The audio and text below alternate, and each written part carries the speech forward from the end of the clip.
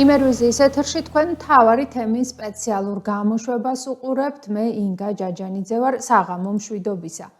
ამ დროისთვის არსებული მონაცემებით ქვეყანაში კორონავირუსის 103 დადასტურებული შემთხვევაა. გამოჯამრთელდა 873 პირი, ამის შესახებ ინფორმაცია მთავრობის მიერ შექმნილ ოფიციალურ ვებ გვერდზეა ხელმისაწვდომი. გარდაცვლილია 15 პაციენტი, კარანტინის რეჟიმში 5640, ხოლო სტაციონარში მეთვალყურეობის ქვეშ 244 პირი იმყოფება.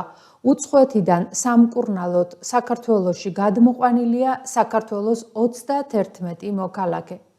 მსოფლიოში კორონავირუსით ინფიცირებულთა რიცხვი კი ამ დროისთვის 13.333.520-ში ადგენს. გარდაცვლილია 578,628 პაციენტი, ამის შესახებ ამერიკის ჯონს ჰოპკინსის ინსტიტუტის მონაცემშია ნათქვამი, რომელიც ინსტიტუტის ვებგვერდზე ონლაინ რეჟიმშია ხელმისაწვდომი. სტატისტიკის მიხედვით, ამერიკაში ვირუსი 3,421,574 ადამიანს აქვს უკვე დადასტურებული. ბრაზილიაში ეს მაჩვენებელი 1,926,824-ს შეადგენს, ინდოეთში 926,181-მდე გაიზარდა ინფიცირებულთა რიცხვი, ხოლო რუსეთში 718,787-ია. მსოფლიოში სულ ვირუსის დამარცხება 7,389,310 პაციენტმა შეძლო, რაც შეეხება ჩვენს მეზობელ ქვეყნებს. სომხეთის რესპუბლიკაში ინფიცირებულთა რიცხვი 32,490-ია, ხოლო აზერბაიჯანში 25,113. განვაგრძობთ გამოშვებას. რით არის ჭიათურა ტურისტებისთვის საინტერესო? რისი ნახვა შეუძლია აქ ტურისტს და რა დაუჯდება მას ერთი დღით სტუმრობა ჭიათურაში? დეტალები ნახეთ ჩვენს სიუჟეტში. ჭიათურის მუნიციპალიტეტი ტურისტული პოტენციალის კუთხით მნიშვნელოვანი ადგილია. ტურიზმის საინფორმაციო ცენტრის მენეჯერის თქმით, სტუმრებისთვის რამდენიმე მნიშვნელოვანი ობიექტია, რომლის ინფრასტრუქტურაც გამართულია.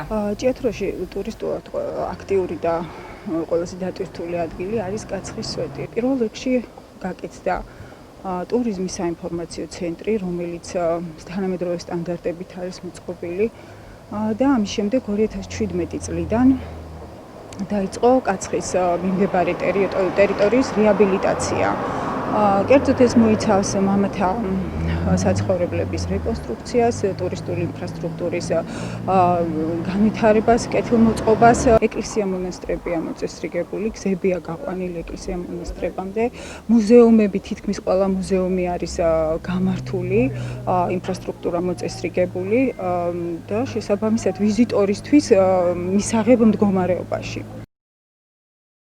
ჭიათურაში მდებარე ტურისტულად მნიშვნელოვანი ადგილების ნაწილის ინფრასტრუქტურა მოწესრიგებული არ არის, რაც ერთ-ერთი მნიშვნელოვანი პრობლემაა ქალაქისთვის. ეს რამდენიმე წლის წინ დაიწყო ტურისტული ინფრასტრუქტურის მოწყობა ჩვენს მუნიციპალიტეტში და ჭიათურაში 100-ზე მეტი მღვიმე არსებობს. აქედან რამდენიმე არის ისტორიულად და მსოფლიო მნიშვნელობის. ამ მღვიმეებში ჯერ კიდევ მიმდინარეობს არქეოლოგიური სამუშაოები და რომ დასრულდება, აუცილებლად კეთილმოეწყობა.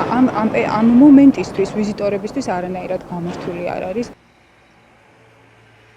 ტურისტებს ინფორმაციის მიღება როგორც განთავსების ობიექტებში, ასევე სპეციალური აპლიკაციით შეუძლიათ. შეუძლიათ ინფორმაცია მიიღონ ჯერ ჩვენთან საინფორმაციო ცენტრში, ქუთაისიდან მომავალი ტურისტს ხშირ შემთხვევაში ჩერდება და ჩვენთან იღებენ ინფორმაციას. განთავსების ობიექტებში გვაქვს ჩვენი საკონტაქტო ნომრები დატოვებული, გზამკვლევები, ეხლა დასრულებული გვაქვს ერთ-ერთი ახალი გზამკვლევი, რომელიც ამ თვის ბოლომდე შესაძლებელია უკვე გამოიცეს. ასევე პანდემიის პერიოდში ვმუშაობდით და დავამუშავეთ საფეხმავლო, სალაშქრო და სათავგადასავლო ბილიკები. ეს საფეხმავლო ბილიკები და იმერეთის დანიშნულების მართვის ორგანიზაციის მხარდაჭერით დაიტანება ტურისტულ აპლიკაციაზე ვიკილოგი და შესაბამისად ტურისტები ამ აპლიკაციით ხშირად სარგებლობენ და შეუძლიათ ნახვა. ტურიზმის საინფორმაციო ცენტრის მენეჯერი ტურიზმის მხრივ არსებულ პრობლემებზე საუბრობს. პრობლემები ბევრია, რა თქმა უნდა. პირველ რიგში ინფრასტრუქტურა, როგორც აღვნიშნეთ, დიდი ხანი არ არის, რაც დაიწყო კეთილმოწყობა, ინფრასტრუქტურის კეთილმოწყობა, მაგრამ უმჯობესია, რომ ბევრი ობიექტი იყოს უკვე გამართული ტურისტულად. განთავსების ობიექტები არ გვაქვს ცოტა, მაგრამ მცირე კონტინგენტიანი გვყავს და შესაბამისად გაზრდა უმჯობესი იქნებოდა. და სოფლად აგროტურიზმის განვითარება შეიძლება ძალიან კარგად. ამ კუთხითაც გვაქვს ჩასატარებელი ბევრი სამუშაო და კარგი იქნება რომ გვყავდეს სერტიფიცირებული გიდები, მაგრამ სამწუხაროდ არ გვაქვს ამის ფუფუნება. თინათინ კაპანაძის თქმით, დაგეგმილი აქტივობები კორონავირუსის გამო გადაიდო, თუმცა სამომავლო გეგმები ბევრია. სამომავლოდ ჩვენ ვფიქრობთ განვავითაროთ კიდევ და კიდევ ტურიზმი პანდემიის პირობებში საკმაოდ ბევრი გეგმები ჰქონდა და შეგვიშალა რა თქმა უნდა პანდემიამ ხელი, მაგრამ ტურიზმის ეროვნული ადმინისტრაციის სლოგანს რომ მივყვეთ, აღმოვაჩინოთ ის, რაც ჩვენია, იმოგზაურეთ საქართველოში, მეც იგივე ტექსტით დავასრულებთ, აღმოვაჩინეთ ის, რაც ჩვენია და ვიმოგზაუროთ ჭიათურაში, ჩამობრძანდნენ ვიზიტორები. ჭიათურაში ჩამოსულ ტურისტს ერთი დღის გატარება და რამდენიმე მნიშვნელოვანი ადგილის მონახულება საშუალოდ 80-დან 100-მდე უჯდება. სამომავლოდ მოწესრიგებული ინფრასტრუქტურა და ინფორმაციის ხელმისაწვდომობა ტურისტების ნაკადზე დადებითად აისახება. გრძელდება ჩვენი გადაცემა და სტუმარი უნდა შემოგვიერთდეს. ახლა დღეს ჩვენი სტუმარია ჯანდაცვის საკოორდინაციო ცენტრის ჭიათურის მუნიციპალური სამსახურის უფროსი ხათუნა კუპატაძე. მოგესალმებით ქალბატონო ხათუნა და უღრმესი მადლობა იმისთვის, რომ ხართ დღეს ჩვენი გადაცემის სტუმარი. მადლობა ქალბატონო ინგა თქვენ.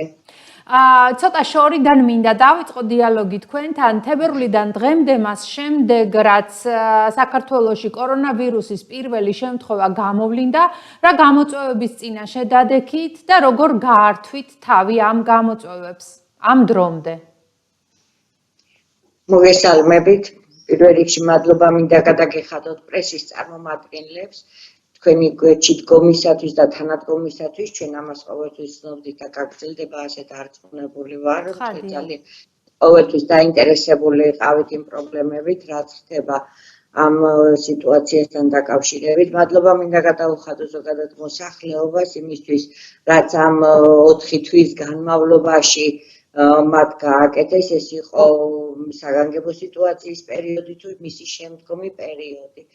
და რა გამოწვევები იყო ახლა, მართლაც გამოწვევა იყო ჩვენთვის, იმიტომ რომ მოგეხსენებათ ეს იყო ახალი ვირუსი, რომელზეც ბევრი არაფერი არ იყო ცნობილი და მისი შესწავლა დღესაც გრძელდება და ახალ რაღაცა თვისებები ვლინდება ამ ვირუსის, ამიტომ ჩვენ ხელმძღვანელობდით ყოველთვის ჯანდაცვის მსოფლიო ორგანიზაციის მიერ მოწოდებული და ჩვენი დაავადებათა კონტროლის ეროვნული ცენტრის და ჯანდაცვის სამინისტროს მიერ მოწოდებული რეკომენდაციებით და უნდა ითქვას, რომ სწავლობდით ამ ვირუსთან ერთად იმას, თუ როგორ უნდა გავკლავებოდით მას და რა უნდა გაგვეკეთებინა და საბედნიეროდ გავიდა ეს პერიოდი, რომ ბევრი ისეთი გართულება არ მოყოლია კორონავირუს ჩვენ ქალაქში.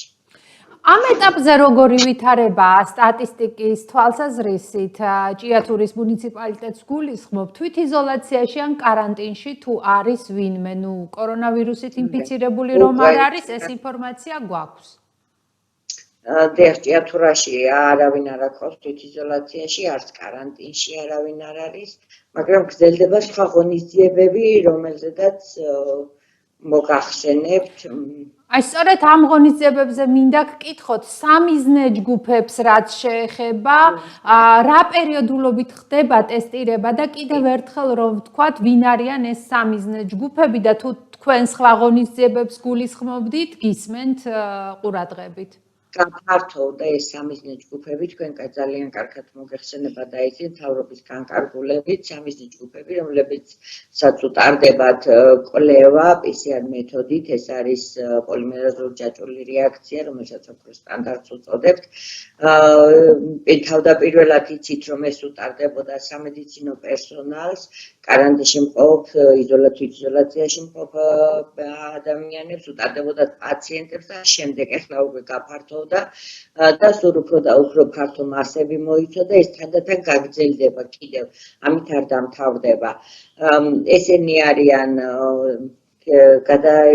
სამგზავრო მიკროავტობუსების და ავტობუსების მძღოლები, ესენი არიან დაცვის პოლიცია, შინაგან საქმეთა სამინისტროს ქვედანაყოფები ჩვენი, ეს არის სასჯელ აღსრულების განყოფილება, ესენი არიან კიდევ საგანგებო სიტუაციების წარმომადგენლები, რომლებიც ახლა ჩაერთვენ ტესტირებაში, მათ ტესტირება ჩაუტარდებათ 2 კვირის ინტერვალით, 4 ჯერადად. ჯერჯერობით უკვე ჩვენ პირველად ჩავატარეთ მძღოლების, პირველად ჯანდაცვის წარმომადგენლების ტესტირება 2 კვირის წინ, განმეორებითი ანალიზები ჩატარდა გუშინ და გადაიგზავნა ლუგარის ცენტრში. პირველადი კვლევებმა აჩვენათ, რომ რაიმე ისეთი გართულება არ ქონებია და ყველაფერი კარგად არის. ქალბატონო ხათუნა, ჩვენ ხშირად გვესმის ფრაზა ვირუსი არსად წასულა. თუმცა ბოლო დროს თითქოს მიეჩვია საზოგადოება და განსაკუთრებულ სიფრთხილეს ვეღარ ვხედავთ ჩვენ ქუჩაში. თქვენ როგორც სპეციალისტი რას გვირჩევთ? რაშია ისიც საქმე, ვირუსი რო არსად არ წასულა, ამას მოწვევს სტატისტიკა, რომელსაც თქვენ ძალიან აქტუალურად აშუქებთ ყოველდღიურად და იცით, რომ შემთხვევები ყოველდღე არის თითქმის მეტ-ნაკლები რაოდენობით, ხო? მეც ხშირად გამიგონია ფრაზა, რომ ეს გვატყუებენ, არაფერი არ არის. რა არის იცით? კი, არის ახლა სიმშვიდე და ის შემთხვევები რაც არის, ისიც არის კონტროლირებადი, ასე ვთქვათ, კონტროლირებადი ჯგუფებიდან, ძირითადად საკარანტინო სივრცეებიდან, ძირითადად სატვირთო მძღოლებში არის შემთხვევები, თუმცა იცით, რომ მათი ოჯახის წევრებშიც გავრცელდა და მე მინდა ვთხოვო თითოეულ ადამიანს, რომ აი სოციალური პასუხისმგებლობა, რაზედაც ძალიან ხშირად საუბრობთ, არა მარტო თქვენი ეთერიდან, ცენტრალური ტელევიზიების ეთერიდან და ჩემზე მეტად გამოსთილი და ცნობილი სახეები და სპეციალისტები, ის სოციალური პასუხისმგებლობა, რაც თითოეულ ჩვენთაგას უნდა გააჩნდეს ამასთან მიმართებაში, უნდა დავიცვათ მაქსიმალურად. ის რეკომენდაციები, რასაც გვაძლევენ, რაც კანონით არის განსაზღვრული, აუცილებლად უნდა იქნა შესრულებადი და მე ვისურვებდი, რომ ამასთან დაკავშირებით ყოფილიყო შესაბამისი უწყებებიდან, ვისაც ეს ევალება, მეტი კონტროლი, მეტი ზედამხედველობა, მეტი რეკომენდაცია და მეტი საუბრები საერთოდ ადამიანებთან საგანმანათლებლო კუთხით, რომ მათ იცოდნენ ყველა ინფორმაცია, რასაც ვთქვათ, უფრო მეტად ხელი მიგვიწდება ჩვენ და უფრო ჩვენ, რა თქმა უნდა, ამაში ვიგულისხმებით ჩვენც და იგულისხმება სხვა საშუალებებიც, მათ შორის თქვენს მედია საშუალებები. ძალიან მიხარია, რომ ამაზე ძალიან აქტიურად ახართ ჩართულები. ძალიან დიდი მადლობა იმისთვის, რომ იყავით დღეს ჩვენი გადაცემის სტუმარი, ვიდრე დაგემშვიდობებით. ჩვენს ტელემაყურებელს კიდევ ერთხელ შევახსენებ, რომ ჯანდაცვის საკოორდინაციო ცენტრის ჭიათურის მუნიციპალური სამსახურის უფროსი ხათუნა კუპატაძე პასუხობდა დღეს ჩვენს კითხვებს. უღრმესი მადლობა ქალბატონო ხათუნა, წარმატებებს გისურვებთ. კარგად წამდება. ნახვამდის ჩვენი გადაცემა კი გრძელდება. შაორის ტბაზე საქნახშირის ინიციატივით სპორტული თევზაობის შეჯიბრი გაიმართა. შეჯიბრში საქნახშირის თანამშრომლები მონაწილეობდნენ და როგორც ყველა სპორტული ღონისძიების შემდეგ გამარჯვებულებიც გამოვლინდნენ.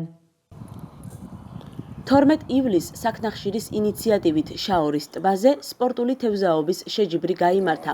მასში მონაწილეობას საქნახშირის თანამშრომლები იღებდნენ. შეჯიბრი დილის 6 საათზე დაიწყო და 10 საათზე დასრულდა. გამარჯვებულები დაჭერილი თევზის რაოდენობის მიხედვით გამოვლინდნენ. პირველი ადგილის მფლობელი შალვა ბოჭორიშვილი გახდა. მეორე ადგილი ავთანდილ ბრეგაძეს, ხოლო მესამე ადგილი თენგიზ ოფრომაძეს ერგო. გამარჯვებულებს სამახსოვრო სიგელები და ფულადი ჯილდო გადაეცათ. პირველ ადგილს ადგილზე გასული მონაწილე 500 ლარით დასაჩუქრდა. მეორე ადგილზე გასული 300 ლარით, მესამე ადგილზე გასულ მონაწილეს კი 200 ლარი გადასცეს. ღონისძიების დასრულების შემდეგ კომპანიის დირექტორთა საბჭოს თავმჯდომარემ მიხაელ სოცკიმ სტუმრებს პეტრე პავლობის დღესასწაული მიულოცა და საკუთარი ხელით მომზადებული საჭმლით გაუმასპინძლდა. Древний рецепт уха готова. Уха из шаворской рыбы. ძველი რეცეპტით მომზადებული უხა მზად არის. მოვამზადეთ შაორის თევზით. ვფიქრობ, ჩვენს მეშახტაებს მოეწონებათ. მთელი გულით გავაკეთეთ. ყველას ვულოცავ პეტრე პავლობის დღესასწაულს, ასევე მეთევზის დღეს, რომელსაც ადრე აღნიშნავდნენ. ჩვენი ხელმძღვანელობის პერიოდში ეს პირველი მასშტაბური ღონისძიებაა და კიდევ ბევრჯერ ჩატარდება. ჩვენ აუცილებლად აღვნიშნავთ მეშახტის დღეს, ასევე ქართულ დღესასწაულებს. მსგავსი ღონისძიებები თანამშრომლებს დასვენებისა და ერთმანეთთან დაახლოების საშუალებას აძლევს. ჩვენ ვფიქრობთ, რომ ვინც კარგად ისვენებს, ის კარგად მუშაობს. А мы считаем, что кто хорошо отдыхает, тот хорошо и работает. ღონისძიება ჩატარდა წარმატებულად, ყველაფერი იყო ისე როგორც დავგეგმეთ და ყველანი ვართ ყვაყოფილები ამ დღით, როგორც ჩვენ ადმინისტრაციის და ხელმძღვანელობის წარმომადგენლები, ასევე ჩვენი თანამშრომლები, რომლებიც მუშაობენ ჩვენ შახტში. განსაკუთრებით მნიშვნელოვანია ეს მეშახტეებისთვის, იმიტომ რომ ტყიბული პრინციპში არ არის მანდამაინც აქტიური ცხოვრებით არ გამოირჩევა. და ფსიქოლოგიური კლიმატისთვის, იმისთვის რომ მეშახტეებს კონდეთ კარგი განწყობა, მუშაობის მაღალი мотиваცია და ბოლო-ბოლო იმსახურებენ ეს ადამიანები გართობასაც, დასვენებასაც, მსგავს ღონისძიებებში მონაწილეობას, ასე რომ ჩვენი შეფასებით ეს დღევანდელი ღონისძიება იყო ძალიან მნიშვნელოვანი პროცესების დასაწყისი, ვინდა მიულოცო მეშახტეებს და მადლობა გადაუხადო ყველას, ვინც მიიღო დღევანდელ აქციაში მონაწილეობა. მიხარი ესეთი კარგი დღეო იყო დღეს, ესეთი დღეები კიდევ და კიდევ იყოს, უფრო კარგი იქნება კომპანიისთვის, ჩვენთვისაც, მონაწილეებისთვისაც და უფრო სტიმული იქნება, უფრო ყველანაირად კარგი იქნება სახალისო და მადლობა სულ ყველას. მთავარი თემის სპეციალურ გამოშვებას ახლა ჩვენი თბილისის სტუდიის მიერ მომზადებული დღის საინტერესო ამბებით განვაგრძობთ.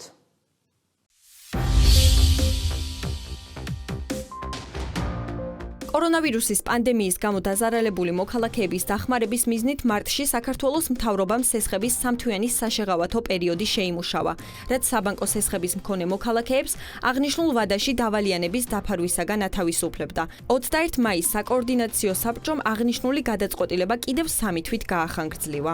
ყველა იმ მოქალაქეს, რომელმაც დაკარგა სამსახური და რომელსაც სახელმწიფო თავისი სოციალური ანტიკრიზისული გეგმით ეხმარება, შემდგომი 3 თვის განმავლობაში ავტომატურად გადაუვადდება სესხის მომსახურეობა. საშეღავათო პერიოდით ბევრმა ისარგებლა, თუმცა იყო შემთხვევები, როდესაც სისტემამ ინდივიდუალურად იმუშავა. ინგა ბაშიროვს სესხი 2 ბანკში ჰქონდა, რომელთაგანაც ერთ-ერთმა საშეღავათო პერიოდი ავტომატურად გაუხანგრძლივა, მეორემ კი არა. მოქალაქე გვეუბნება, რომ ლიბერთი ბანკში, სადაც მას სესხი მანქანის უზრუნველყოფით აქვს აღებული, მისი უფლებები დაირღვა. სესხი არ გადაუვადდა და უფრო მეტიც, ამის შესახებ მას წინასწარ არ ეცნობა. საბოლოო ჯამში მას მანქანა გადასახადის 25-დღიანი გადაცილებისა და 124 ლარის გამო ჩამოართვეს. იმ მიზნში, როცა მე ზოგადად მიწევს გადახდით თანხის, ზოგადად 19-ში ვიხდი, დღის განმავლობაში ვიყავი ის პოინტის ტერიტორიაზე მაშინ და მოდის მესიჯი დაახლოებით ასეთი რომ გადაუხტელობის გამო დაგერიცხება ყოველდღიური ჯარიმა. ანუ პირდაპირ ჯარიმების სახით. მე ვლაპარაკობ ბანკზე, რომელიც 4 დღით არის წესია რეკავდა და მახსენებდა, რომ აქვს მაგალითად 19 გადასახადი. არც ერთი ზარი მანამდე არ იყო, იმავე შევედი ბანკში, მკითხე გულს რა შეა საქმე. მან მითხრა, რომ ჩაიხედა კომპიუტერში და მითხრა, რომ არ მეკუთვნის კომპენსაცია. როცა ვკითხე, რატომ არ მეკუთვნის მე გადავადება უბრალოდ. რატომ არ მეკუთვნის მე გადავადება, მან თქვა, რომ ეს არ იცის და უნდა დავუკავშირდე ვინმე სხვას. ვრეკავს ხელხაზზე და მან მეუბნებიან, რომ მე არ მეკუთვნის გადავადება ბანკში იმის გამო, რომ არ ეკუთვნის კომპენსაცია და ეს ბანკმა გაიგო რაღაც გაურკვეველი ბაზიდან და სიდან, სამთავრობიდან. მე ვარ მომხმარებელი, რომელსაც ბანკი ელაპარაკება, როგორც დამნაშავეს მონას და როგორც კონტროლის პალატის ტონით ელაპარაკება ბანკი ეს მომხმარებელს. მთავრობა წავა ყოველთვის მარტივი გზით და ბანკი წავა ყოველთვის თავის გზით. ყველას თავის ინტერესი. ამ კონკრეტული შემთხვევიდან გამომდინარე ჩვენ დავინტერესდით თუ რა კრიტერიუმების მიხედვით იხელმძღვანელა ბანკმა მომხმარებლისთვის საშეღავათო პერიოდის შეთავაზებისას, რატომ ვერ ისარგებლა აღნიშნულმა მოქალაქემ მთავრობასა და ბანკებს შორის მიღწეული გადაწყვეტილებით. კითხვებით ჩვენ Liberty Bank-ს მიუმართეთ. ბანკში გვითხრეს, რომ პასუხებს შესაბამისი დეპარტამენტი მათი გაცნობის შემდეგ მოგვაწვდიდა, თუმცა ბანკის პოზიცია სამუშაო დღის ბოლოსაც არ მიგვიღია. რა ტიპის შეთანხმება შედგა ბანკებსა და მთავრობას შორის პანდემიის პირობებში სესხების გადავადებასთან დაკავშირებით? საშეღავათო პერიოდის პირობების დადგენის მიზნით მთავრობასაც დავუკავშირდით, თუმცა მათ კითხვებზე პასუხის გაცემა არ ისურვეს. ინგა ბაშიროვის შემთხვევა რეზონანსული აღმოჩნდა სოციალურ ქსელში დიდი გამოხმაურების შემდეგ ის Liberty Bank-ის ხელმძღვანელსაც შეხვდა. ჩვენი რესპონდენტის ინფორმაციით შეხვედრის დასრულების შემდეგ მხარეები ჯარიმის სახით წაყვანილი ავტომობილის მომხმარებლისთვის დაბრუნების და ახალი ხელშეკრულების გაფორმების თაობაზე შეთანხმდნენ.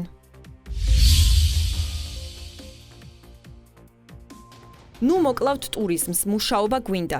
ტურიზმი არ კლავს. ამ ლოზუნგებით მთავრობის კანცელარიასთან ტურიზმის სფეროში ჩართულმა ადამიანებმა საპროტესტო აქცია გამართეს. აქციის ერთ-ერთი ორგანიზატორის თქმით, მათი მთავარი მოთხოვნა საჰაერო საზღვრების დროული გახსნა არა, რადგან წინააღმდეგ შემთხვევაში ისინი ფინანსური მოგების მიღებას ვერც შემოდგომის სეზონზე შეძლებენ. მისთვის ასევე გაუგებარია ისიც, თუ რა კრიტერიუმებით შეარჩია მთავრობამ 5 ქვეყანა, საიდანაც საქართველოს ტურისტების მიღებას აპირებს. აქციას უერთდებიან ტურისტული კომპანიები, გიდები, მიმტანები, რესტორნების მენეჯერები, ღვინის მაღაზიების წარმომადგენლები და ასე შემდეგ. ბოლოს განაცხადეს ჩვენი პატარა მცირე აქციის შემდეგ, რომელიც გამართდა ექვივალენტი 2 დღეში გახსნეს 5 ქვეყანა, ოღონდ ეს 5 ქვეყანა რატო იყო მაგალითად შევშევი საფრანგეთი აბსოლუტურად გაურკვეველია, იმიტომ რომ ბევრად კარგი სიტუაცია ვიდრე საფრანგეთში არის სხვა ევროპულ ქვეყნებში და დღეს კიდე გვეუბნებიან, რომ მიდის მოლაპარაკება საქმეებთანაც თითქოს გაიხსნას, მაგრამ ჯერჯერობით არაფერი სიახლე ამას დაკავშირებით არ არის.